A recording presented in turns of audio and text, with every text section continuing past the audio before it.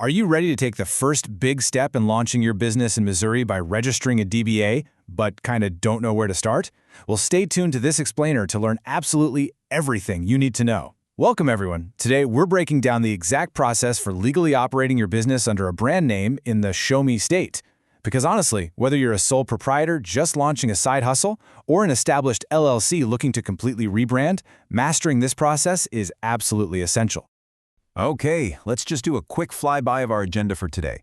We are going to cover what exactly Missouri DBAs are, who needs to file one, a simple step-by-step registration guide, what you need to do after you're registered, and finally, how to avoid some of the most common pesky mistakes. All right, let's jump right into the first section and get familiar with the basics of Missouri DBAs. Now, what's really interesting right off the bat is that the state of Missouri officially calls a DBA a fictitious name. You'll hear people call it an assumed name, a trade name, or a DBA, which just stands for doing business as. But on all your official state paperwork, it's going to say fictitious name. Governed by Missouri Revised Statutes Section 417.200, this is literally just the public-facing brand name you're using instead of your formal legal identity. It's basically how you put the state on notice that, hey, your business is operating under this specific moniker.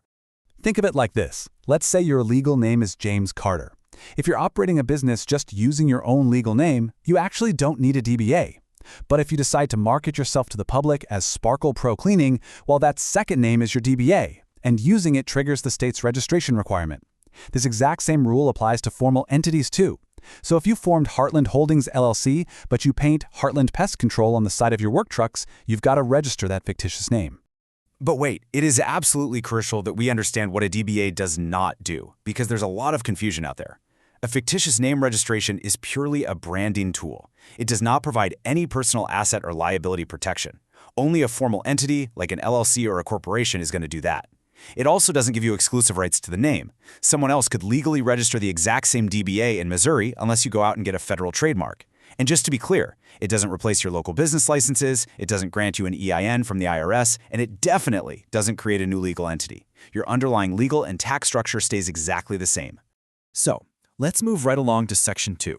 Let's talk about eligibility and the key requirements you need to meet.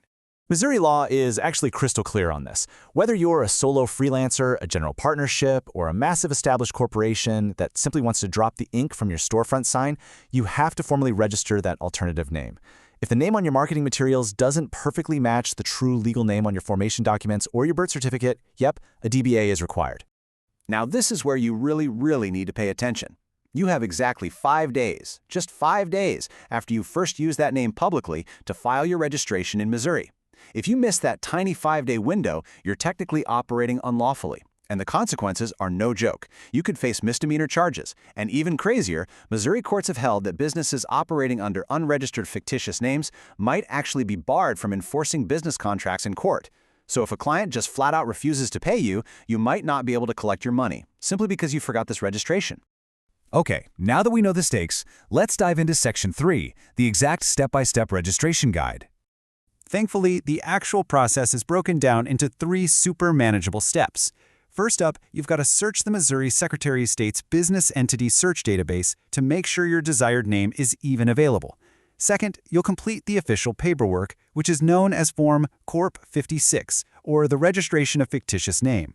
And third, you just submit that form along with your filing fee. Looking at the state's official requirements, the information you need for this form is pretty straightforward, but it absolutely must be perfectly accurate.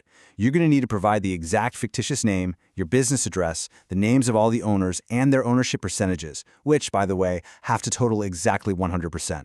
And a quick tip, if you decide to file by paper instead of online, that form is going to require the original, physical signatures of all the owners. When it comes to actually submitting it, you've got total flexibility. Hands down, the most efficient method is online via the Missouri Secretary of State's business registration portal. You literally just create an account and follow the prompts. But if you prefer the old-school route, you can print Form Corp 56 and mail it directly to the corporation's division at P.O. Box 778 in Jefferson City, or even drop it off in person at their West Main Street office.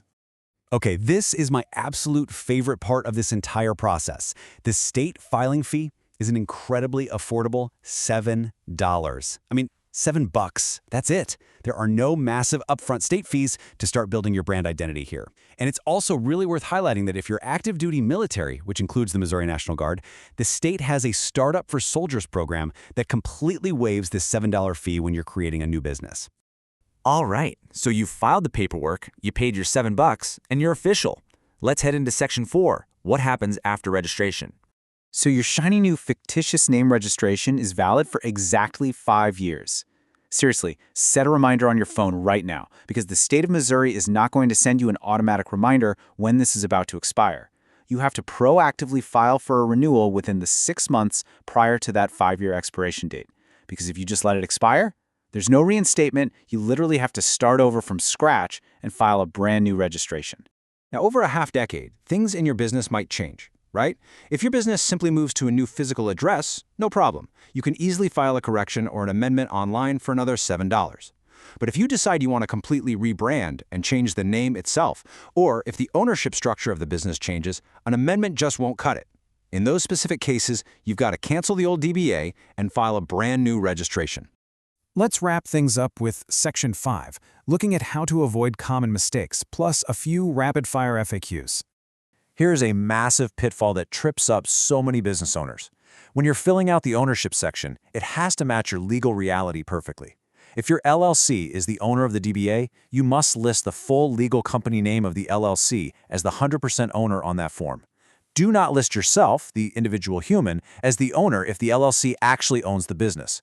If you mistakenly list individuals instead of the LLC, regulatory agencies, like the Missouri Real Estate Commission, for example, will instantly reject your registration. Okay, let's hit some rapid-fire facts you definitely need to keep in mind. First, there is absolutely no limit to how many DBAs your business can have. You can register as many as you want for $7 a pop to market totally different product lines. Second, unlike some other states, Missouri doesn't make you file anything at the county level, and you don't have to publish your new DBA in a local newspaper either.